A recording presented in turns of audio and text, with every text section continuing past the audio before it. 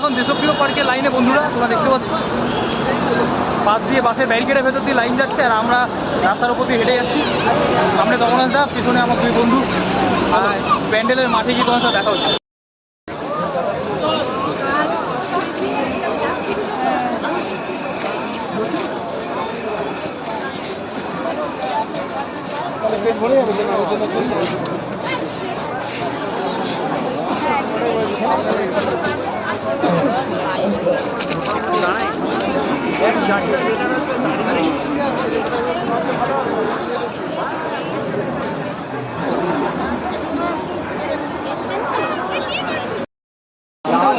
আমার কাছে আমাদের ক্লাবের সিনিয়র সদস্য দুজন রয়েছে আপনাদের বক্তব্য অবশ্যই রিসিভ করার জন্য। একটা জোরে হাততালি কি তোমাদের থেকে পাবো? Thank you so much. এই জন্যই পুজো করা, তোমাদের কাছে ভালোবাসা, এবং আশা করি তোমাদের দেশপ্রিয় পার্ক ভালো লেগেছে। Thank you so much.